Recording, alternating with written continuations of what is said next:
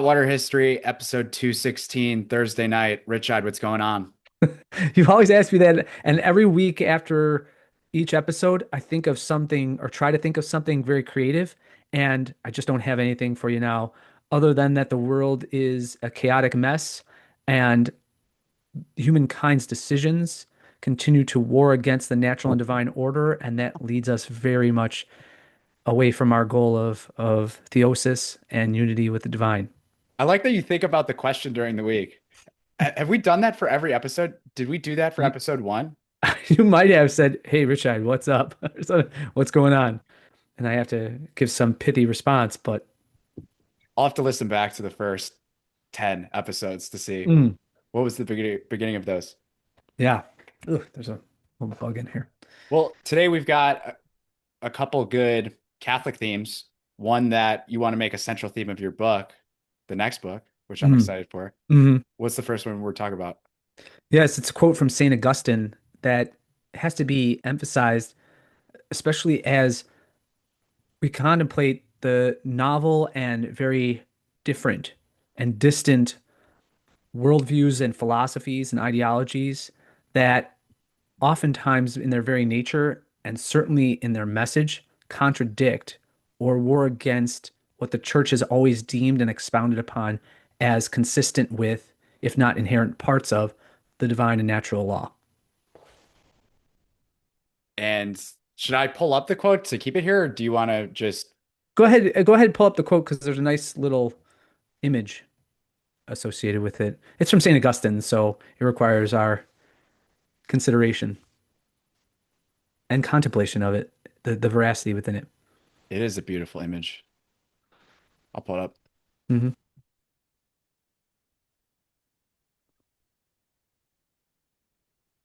Peace is the tranquility of order. What a brief but altogether concise and yet truth filled assertion. St. Augustine would have been cooking on Twitter. He would have. Could you imagine all of the lines that he had to write down with quill the parchment of De Doctrina Christiana or any of the homilies or all of the things that City of God? Can you imagine writing down City of God in Twitter form? But when they had a stricter character limit, he would have been great too. In the strict character limit era, he would have been fine. Well, he just had, Threads, he'd have threads. yeah, his threads would be forever, but they'd also be inexhaustibly sagacious. Yeah. So why so passionate about this quote? Can I tell you a quick story about Yeah. one time I walked into a an educational administrator. It was actually the president. He was a Catholic priest. I walked into his office to speak about some other matter, and the topic of general politics came up. And I, at one point, just threw out in a kind of declarative statement, if only we had St. Augustine to inform and even be or assume the not well, let's not say the political authority, which you and I would recoil at, but more so a leadership position in society so that he could direct us toward proper a proper living out or a proper recognition of the Decalogue and the tranquility that would follow if we lived according to God's revelation and commandments. And to my shock, this rather well lettered, but altogether not what I would call virtuous Catholic priest, Yeah.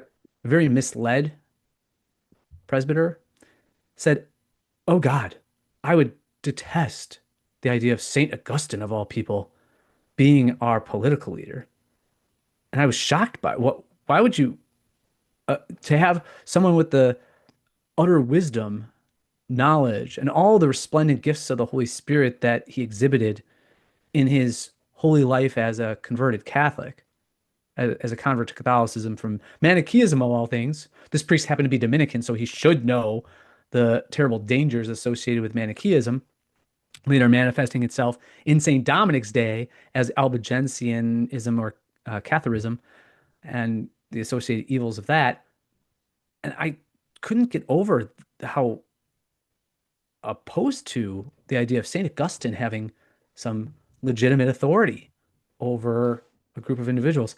And then after that meeting, which was, I didn't really pay attention to the rest of what the meeting was about because I was so kind of offended and shocked by that, astonished.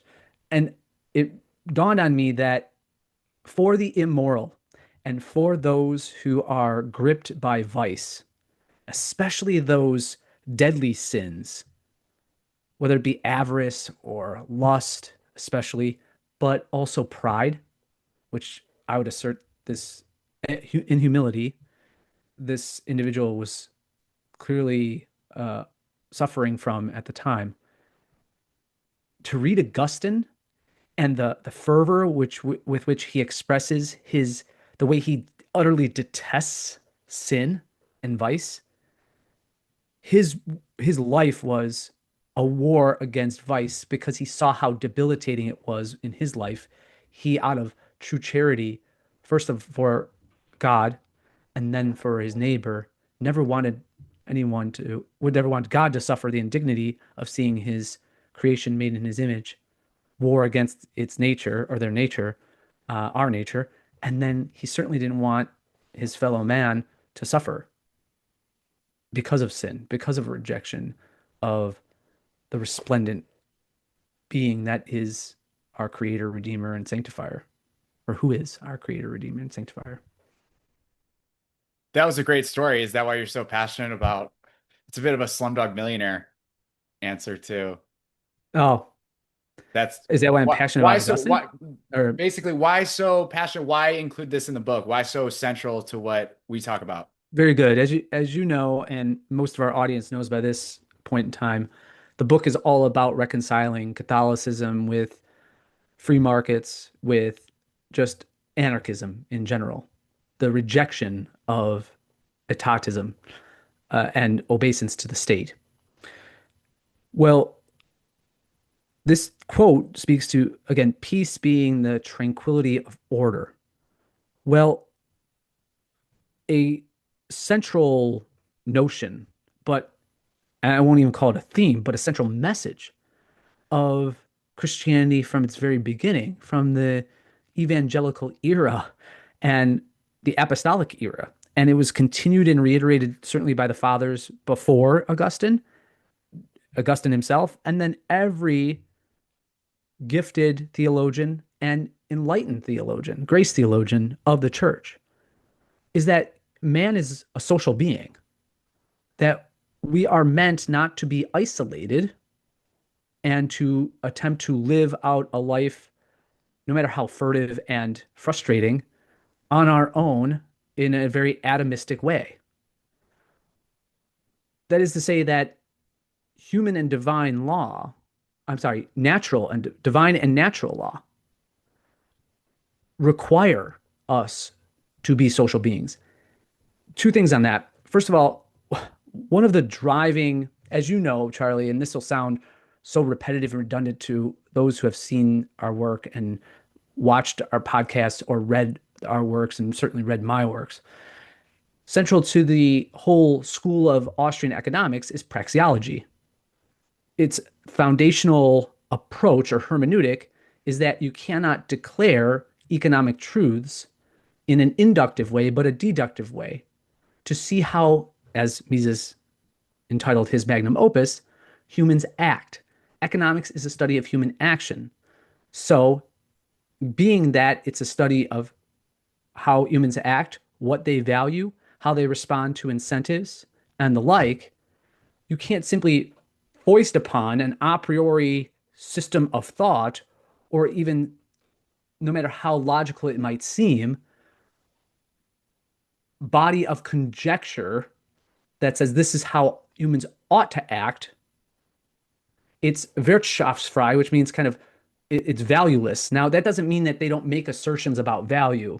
It just simply means that they don't project onto human action how they ought to act and then castigate individuals in an economic way. So, praxeology is a practical approach to seeing how humans act in the world. So, with that being the case, there is a rather praxeological, deductive revelation. No, it's not revelation. It's more of an assertion. And the assertion is, it shouldn't be controversial, is that humans are social. The church has always held that. You see, whether and it's not just in the rather natural and forced community of the family because we're born as infants dependent upon someone, particularly our parents, hopefully our parents, but others to rear and allow us to mature and grow up in a physical sense and hopefully an emotional and spiritual as well in our mental capacity. So, all that being the case, if humans are social beings and peace is the tranquility of order, let's keep those two hinges or thoughts in mind. Would God want us, therefore, to be at war with something that's so much at once part of the divine order and, in terms of natural law, something that is so intrinsic to being human? That is to say, are we not to be and find in cooperation with one another in true charity and in magnanimity? Uh, Keep that virtue in mind because we're going to talk about that later. But in magnanimity, that virtue by which we maximize an effort to maximize the natural talents, gifts, capacities that are given to us. In all of the virtues, prudence, in justice, in courage, in forbearance. I mean, whatever the virtue is that you can name in the Secunda Secundae of St. Thomas Aquinas's Summa Theologica, all of those are built and constructed, and Aquinas reiterates this time and time again, for human fulfillment. He ascribed to Aristotelian virtue ethics, which meant that to the degree that you're holy, you're whole with a WHOLE. And it reciprocates. The more whole you are, complete as a human person, the more virtuous you are. And that redounds to the whole hunger or direction of human fulfillment, which is happiness. And our complete happiness rests in God. So, all this is to say that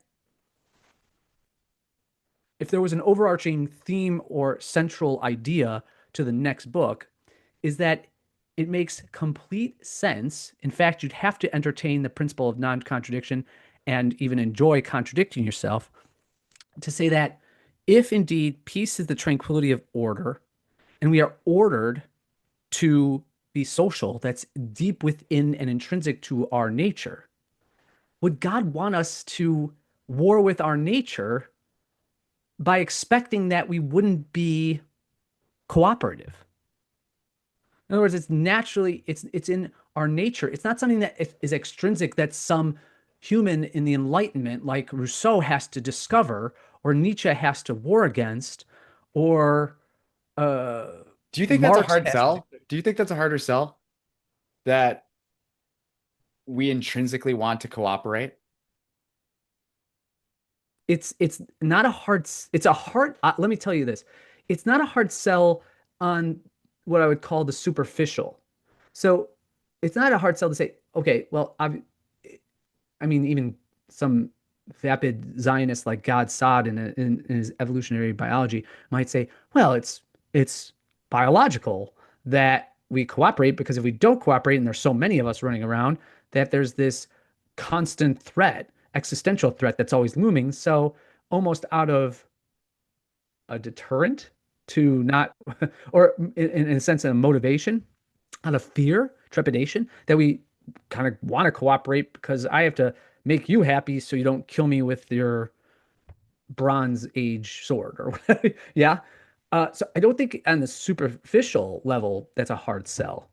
In other words, you don't want to go into the office every day and think, oh my God, there's someone looming around trying to kill me. Right. You'd rather go into and assume some level of security. Uh, However, when you dive deeper into the economic realm, I think it is a harder sell because people have been so convinced that the state of man is such that we're, especially as you move further and further away from a divine origin of of mankind, the more you conceive that, well, actually we're, and you've been told greed is the motivating factor. Even, oddball and not so good capitalists like Adam Smith will say, well, or the Gordon Geckos of the world, greed is good, and that's supposed to define capitalism. Competition, dog eat dog. And that's what people retain about the operation of just human cooperation in action, which is optimized in free markets, right? Right. And you hear this even from supposed conservatives. I just listened to Tucker Tucker Carlson, that is, of course, put out an episode which, from what I could understand and determine, were the effects of a meeting he had with Marjorie Taylor Greene and Thomas Massey and their spouses or something along those lines in Maine, where he does his podcast. And it calls for this. It's a 10-point, it almost sounds, it's very Sean Hannity-esque, unfortunately, but it's a 10-point plan for rescuing America or having an American Renaissance or Reform. rebirth. I'm sorry? Reform education. Is that one of the Oh, no, no, I objectives? don't think that was it. One of the, I only watched, I could only listen up to number four because it was getting really frustrating. And his true boomerism was coming out. And there's always these little digs at capitalism with him. And he went on this 10-minute rant about usury, how usury is defined as the loaning of money. That is not usury. Okay. So, Define, hold on. Define that. Expand on that. okay. Because a lot of people mess this up too. All right. Let's just start with this before I get to a definition of what the church has always understood as usury, right? Usury is not the pure loaning out of money, funds, or things of value. If it was, then the parables of our Lord are celebrating something that the church later Correct. condemns. Right. Right. He talks about lending in almost every parable. He even look at the prodigal son. He essentially, it's not as though the inheritance is a loan, but the inheritance that the prodigal son takes, okay, it's a gift, correct? But notice that in a way, the prodigal son's destitution is also just his very destitution is the destitution of the father because the father had invested clearly in the raising of his son. Yes. You see? So he is the prodigal son is indebted to the father. And the prodigal son in his virtue and wisdom and his desire to reconcile with the father says, what's the exact line? I have sinned against God and I have sinned against you. Yes? So he understands that even though in a way his inheritance is due to him, he is still indebted to the father. You see? And one might argue, because of his level of destitution, he's going to be indebted to him in the future. This is a guy who was a profligate sinner, goes to desolate and distant lands, and comes back as a beggar. God knows how he got back. That's the other thing I always think about. Like he's so poor that he's desiring to eat at the troughs, the pods that are left that the hogs won't even eat. You see? Yes. That hungry. How did he get back? He had to get back on some level of credit, right? To some degree. So he's indebted to other people that helped him along the way. So but that's just a parable that is not altogether clearly about debt repayment, benefactor, and the like, and what to do with it. I won't even. I mean, all you could just name another one, and you're going to find that it's a lot about debt and loaning out funds. You see, capital allocation in the modern economic parlance. So yeah, of course, and this is explained quite well in Jerry Boyer's Maker versus the Takers. Yes, Yes. and so in any case, when we get to essentially what is usury, usury is the loaning of money becomes sinful when you the lender becomes so avaricious and so determinate about the ruination of the person to whom he's lending money, i.e., the borrower, that at absurd rates, taking advantage of the status of the borrower in his absolute material needs, and then not at times being willing to forgive loans, which the Jews did in Jubilee years anyway. And in fact, Boyer recollects that at the time of the Second Temple, it was going on. The forgiveness of loans was going on every 4 to 10 years. That was, I mean, so that was a value of the ancient Jews, and one that that certainly Christ embraced. Um, so in any case, yeah, that type of calculated punishing out of avarice that leads to the ruination of the borrower, and especially taking advantage of them, either in their ignorance or in their destitution and state, that is what becomes usurious. Otherwise, the critical heroic protagonists in almost every parable that Christ shares with us and shared with the disciples and the apostles and people who were just there to listen to the Son of God as they came to recognize him, well, then they're all villains, right? They're all villains. And Boyer does a great point in Maker versus Takers of saying, where are these upbraids by Christ of men of rich men qua rich man, right?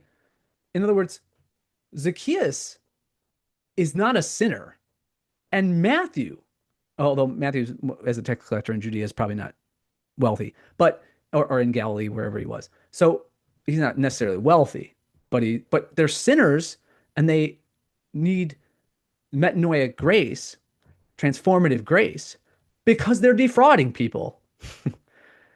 And so whether they're the figures in the parables, if they're rightly earned wealth and they're magnificent, that's another virtue that, by the way, Thomas says magnificence is a virtue that only rich people can have. Did you know that? There are certain virtues that the ancients, Aristotle, all the way through Aquinas and beyond, said there are certain people in certain classes that can are the virtues are exclusive to them. A poor person can't be magnificent, in other words, abundantly generous, because they have no material by which to be generous. Interesting. That's very interesting. You see, it's not different. Magnificence and magnanimity, if you consider magnificence, the kind of capital is actual capital or money or wealth, right? That's the what's to be expended or more so allowed to flourish for the holder and for anyone to whom he deems worthy of giving it out, right? In magnificence, um, or I'm sorry, in magnanimity, it's your talents, it's your gifts.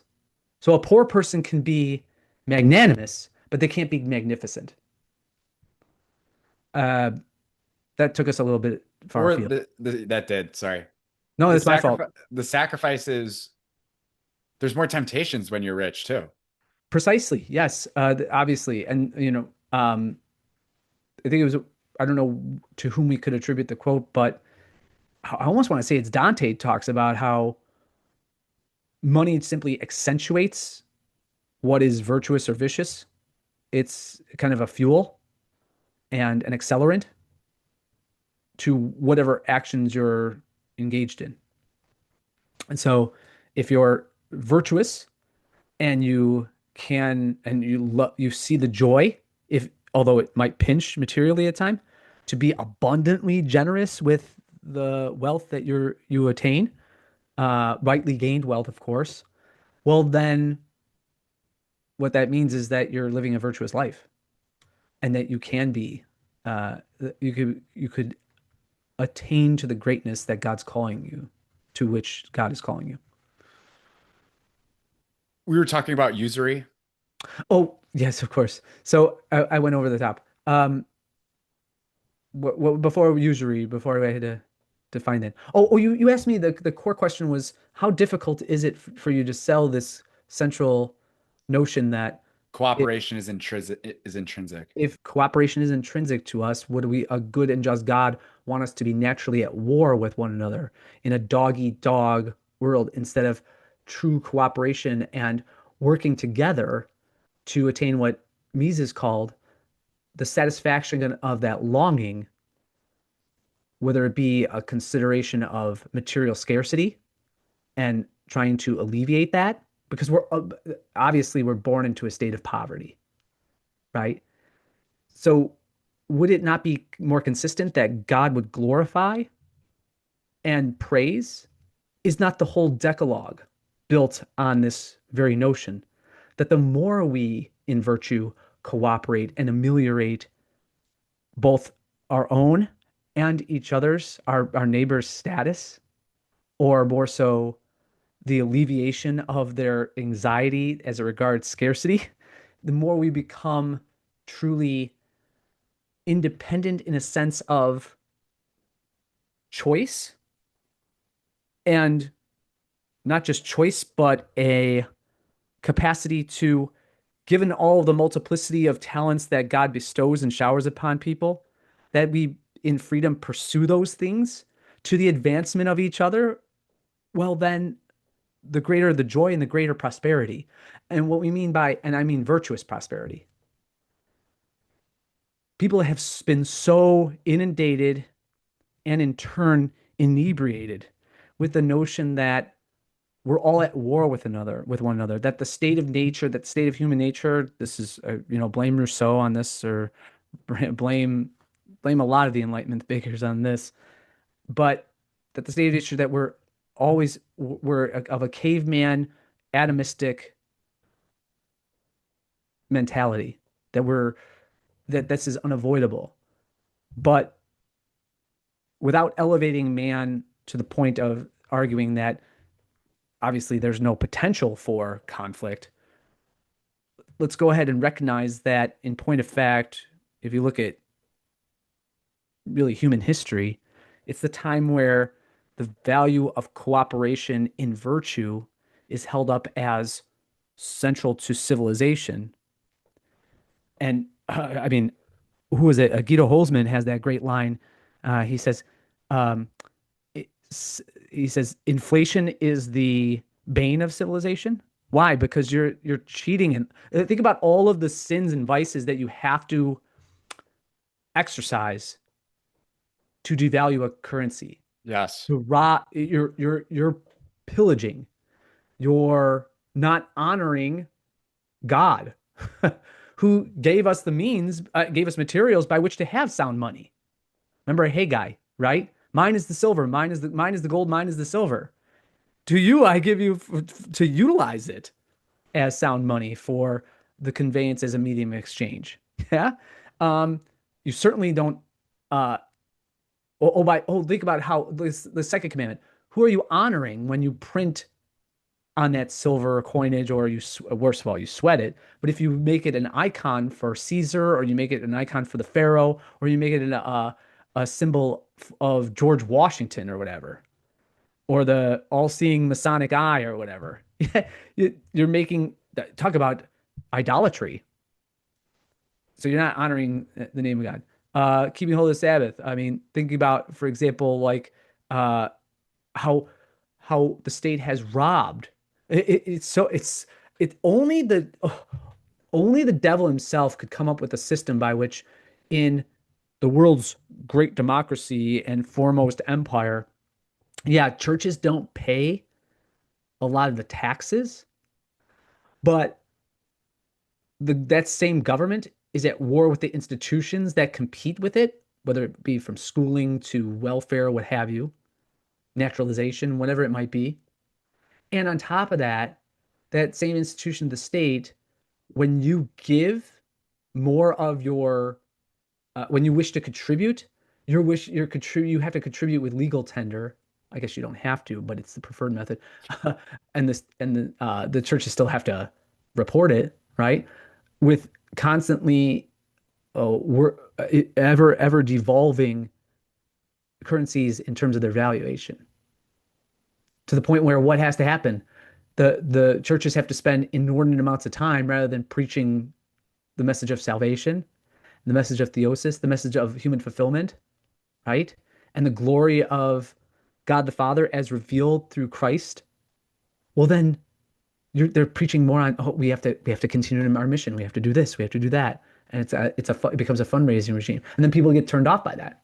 I mean, how many people have you encountered, Charlie, where I used to be Catholic and all they did was ask for money. They keep asking for money, money, money, money, money, money. We have to do this. We have to do that. We have to pay inordinate sums in terms of tuition. I mean, it's all around us. I still walk by my old Catholic school and it's closed. Yeah, It's sad. right. So,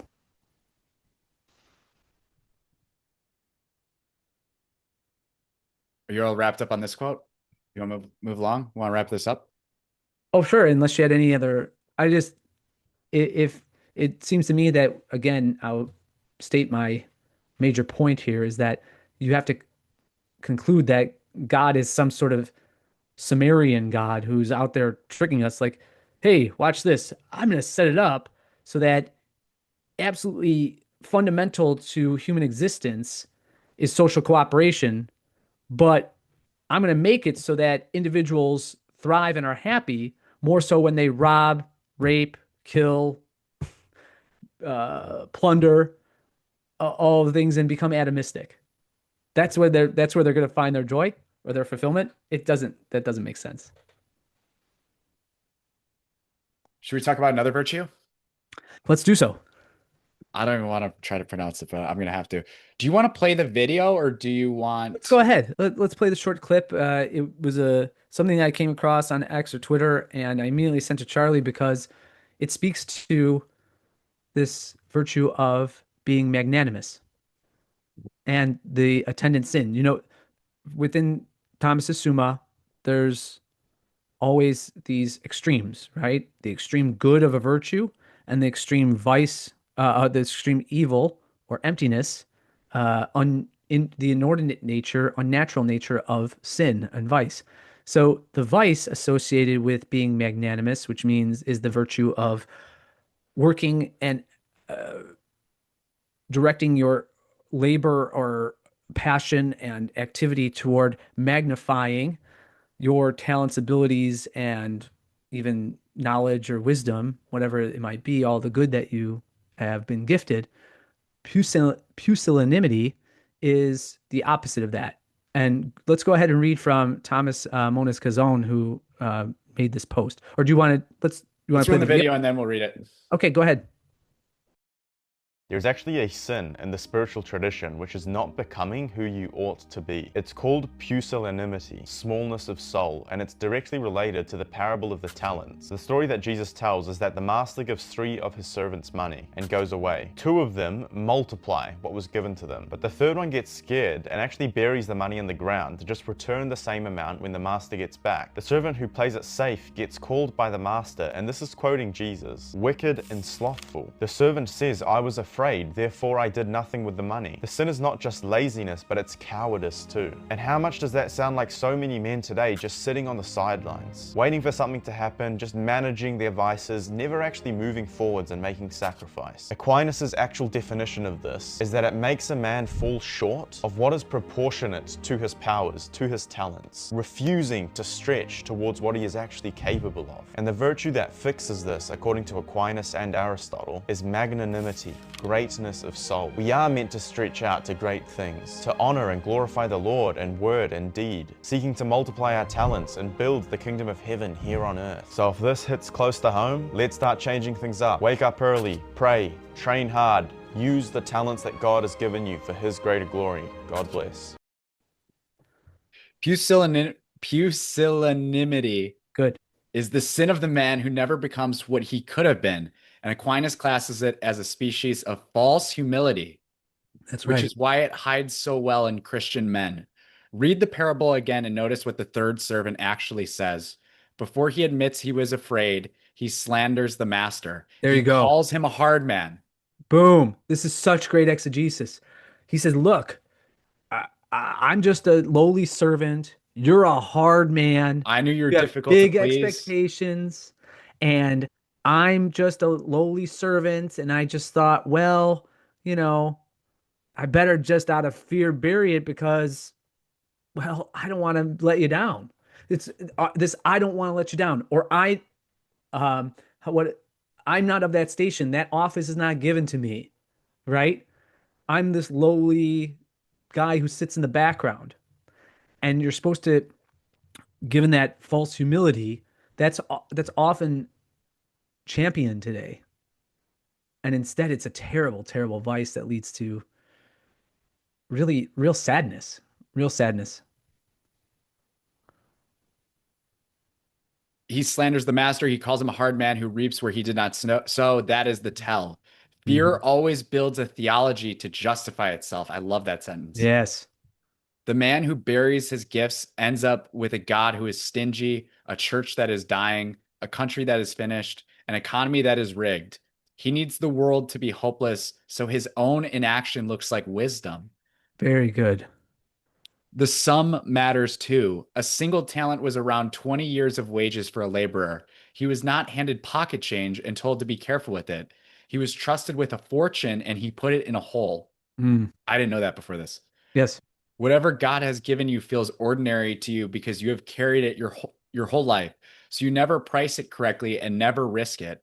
Then comes the line most men skip. To everyone who has, more will be given. Capacity is not static. Yeah.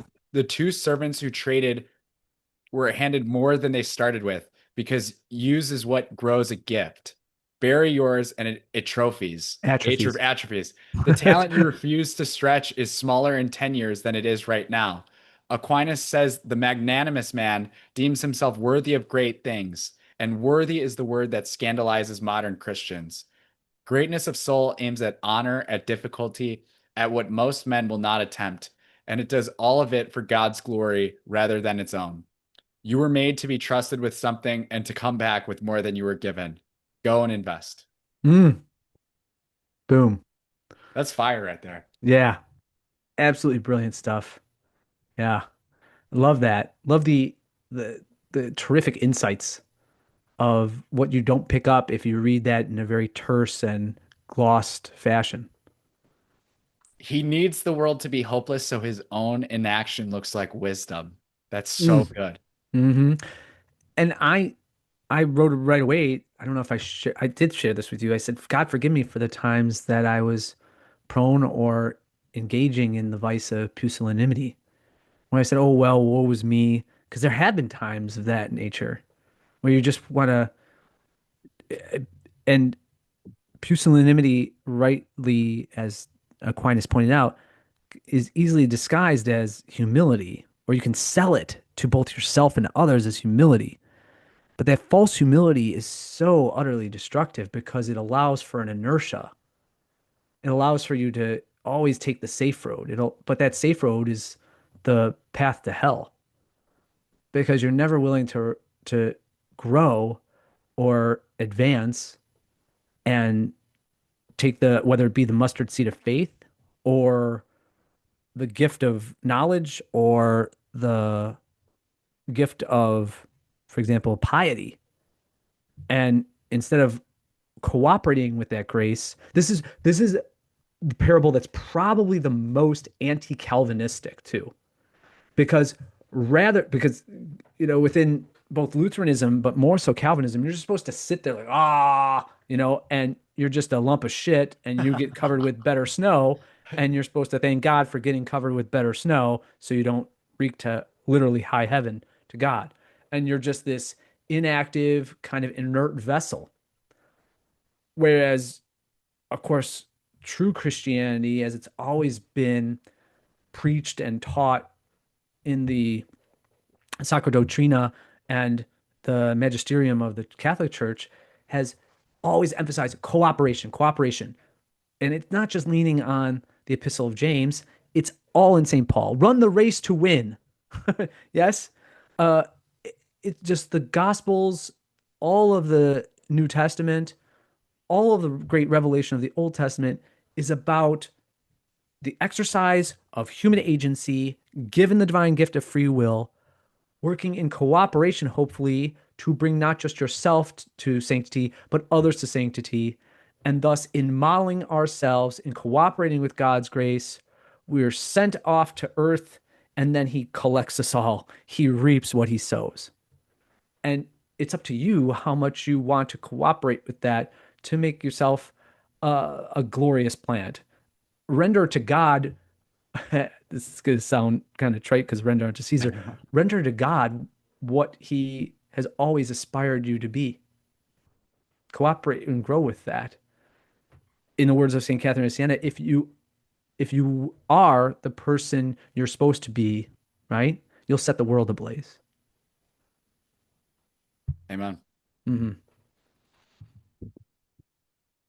Anything else here? You want to talk about a town that also has a tough time pronouncing pusillanimity?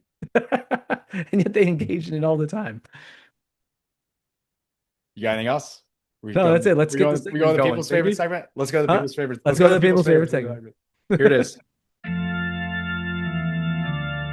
Meanwhile in Oak Park. Should we go to your gay suburb now?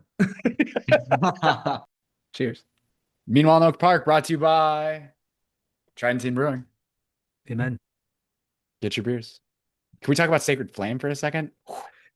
Oh, I gave you a 4-pack. You're welcome. Thank you. What'd Sacred Flame, really good. what'd you think? Are there any left? Gonna have to adjust the power rankings. Oh boy. There's gonna be some tough conversations. Gonna be some interesting dialogues coming up with St. Boniface, I'm sorry, but I got to it's a whole lot of I think he might be safe. There's gonna be a whole lot of when you erase the Scantron and then you fill in the new bubble and then you're saying, maybe I had the right answer. Gonna be a whole lot of that coming up. Yeah, how many conversations I have over the years of teaching. Well, I meant to put it in this way and I completely erased it, obviously. The Scantron marked it wrong. Sorry. Yeah. So we've got two kind of a mid Oak Park. They're still talking about the single family homes and stuff. Zoning. Yeah. And all that. Bit of a boring. So two quick opinion articles. Can I say that this might have greater relevance to our previous topics this episode than we might initially at first glance expect? Because here, what do we have with zoning laws? Maybe the most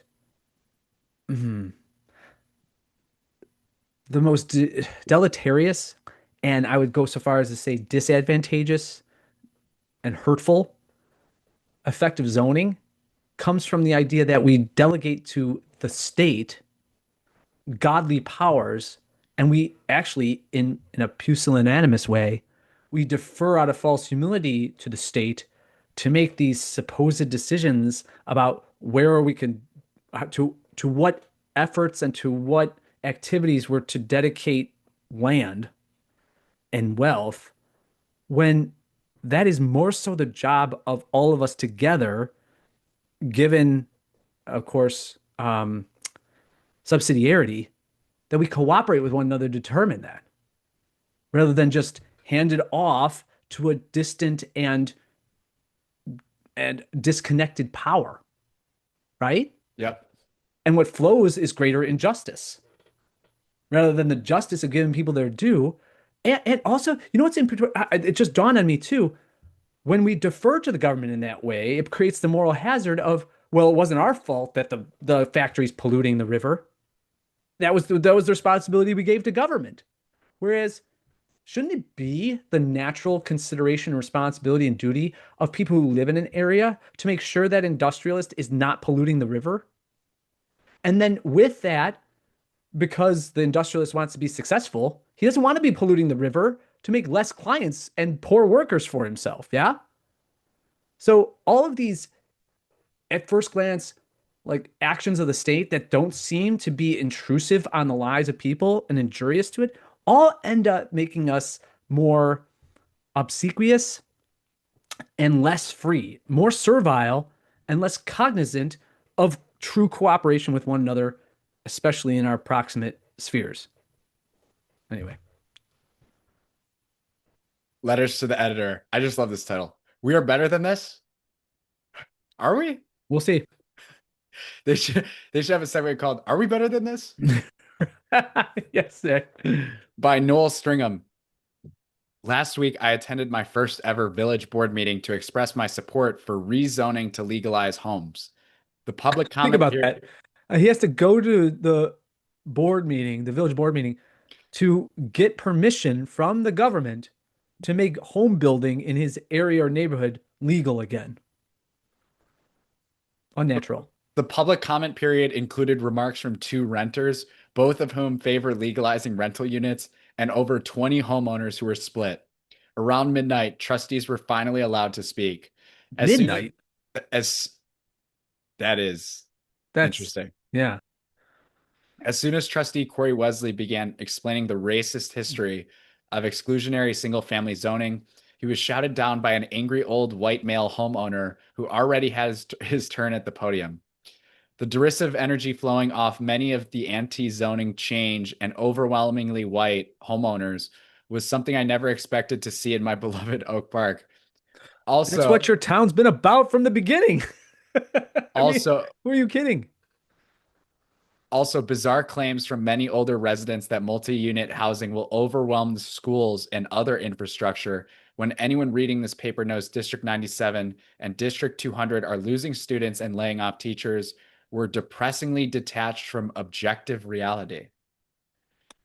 Because this guy's he's tuned in to objective reality.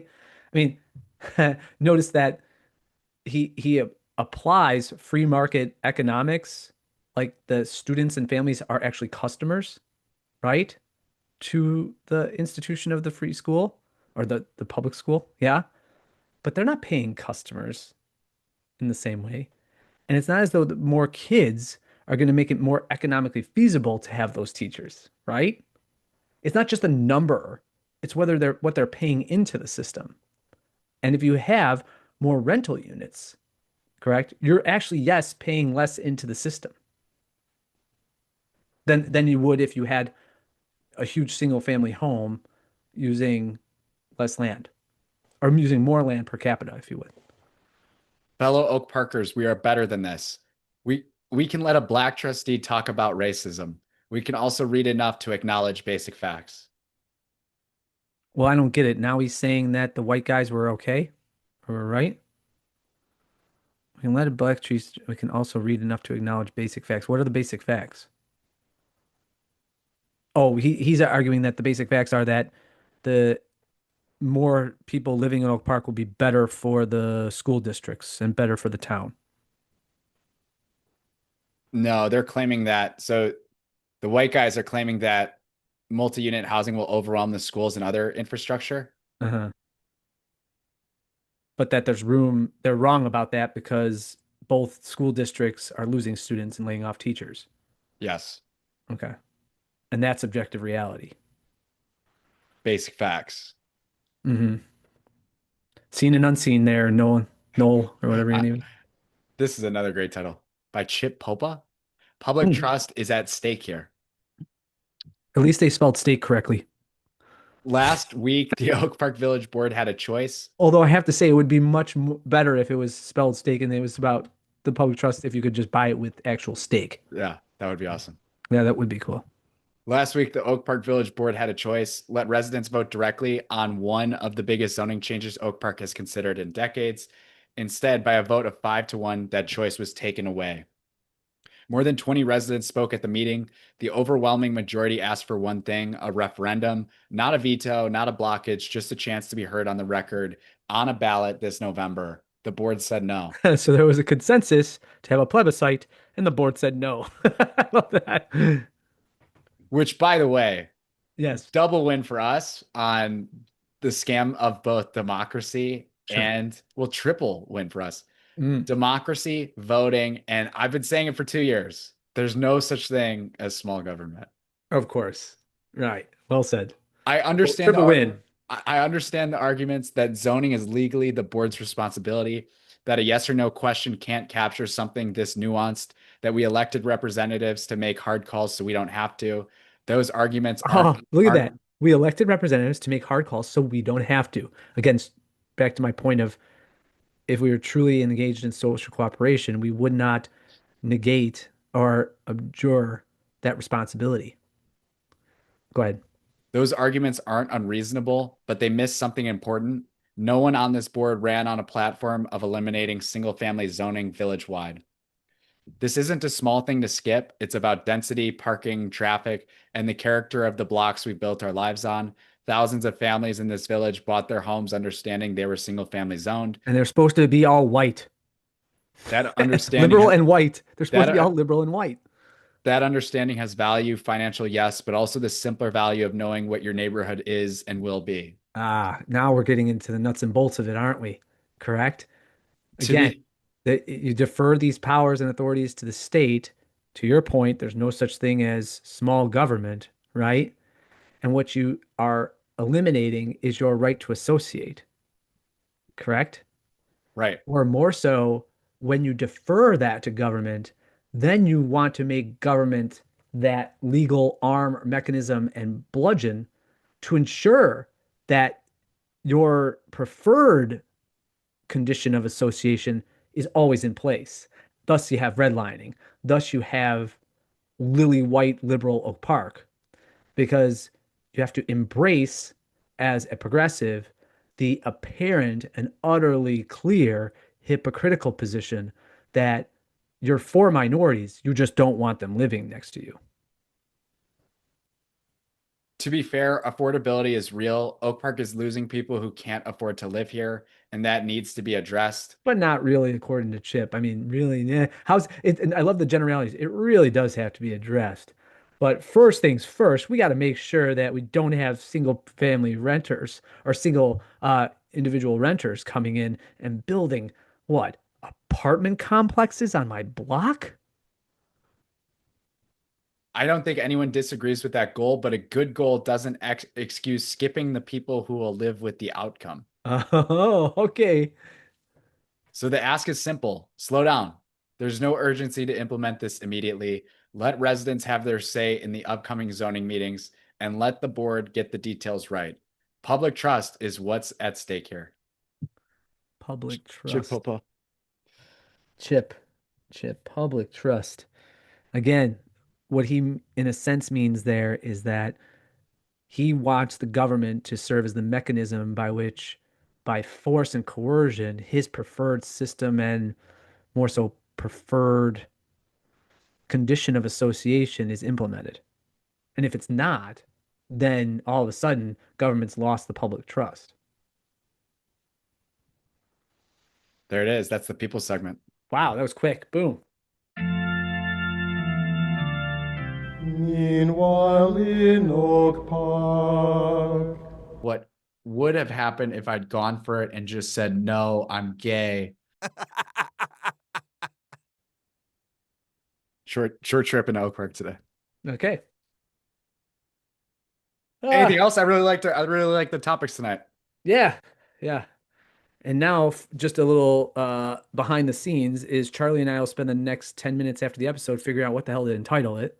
I think we do a fantastic job. No pusillanimity here. Why don't we just call that? Well, we should just call it that. No pusillanimity here. Pusillanimity here. Okay. I guess that's the title. Yeah. All right. I'll write it down. See, we accomplished it while we were recording. Maybe that's the new move. That'd be an interesting bit. Yeah. Or Unfortunately, there's a lot of dead time and people would probably hop off, but we Yeah. don't know the titles of the episode and it takes us a long time to figure out. sometimes it comes really quick. Sometimes we can get it right off rip. Yeah. But Cool. Yeah, I like it. It's good. Good, good. We killed a couple birds with one stone there. We got a coda for the episode and that's the title. were you going to say something else after that? No. No, I You're- wasn't. Should we you don't want to tease next week at all? Oh, should we? Yes, let's tease next week. All right. You've been wanting it for a long time. When was the last Dark Notes that we did? Was it on? It wasn't on To Kill a Mockingbird, was it? No. What did we do with the last Dark Notes on? I can't believe I'm forgetting his name. I feel awful. I can't believe I'm forgetting his name. Who was it? Sam Roche? No, It was Frank Lloyd Wright. no. No? Of course, Sam wouldn't. What I mean by that is Sam's not that he's the expert in architecture that It we was the or who we Confederate. It rely was on. the Confederate general. Raphael Semmes? Yeah. Oh, he's the admiral. Yeah. Oh, yeah, but he again, he was the hero of the story. It's more so the Dark Notes is. I was wrong. Last Oh, one was Frank Lloyd Wright. oh, okay. It's been over a year. Oh, how could we go so long without Dark Notes? Where we take down supposedly holy institutions, right? Upheld institutions.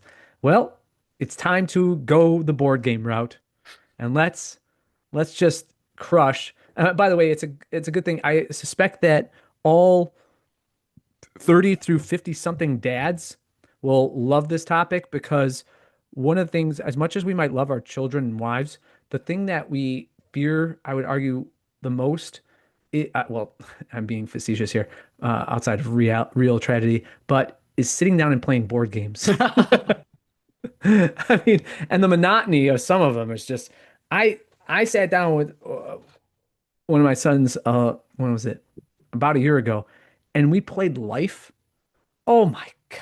It went on forever. And what's who wins in the end? And it's all chance in the end. It's all just fluff. Well, anyway, it's time to take down Monopoly.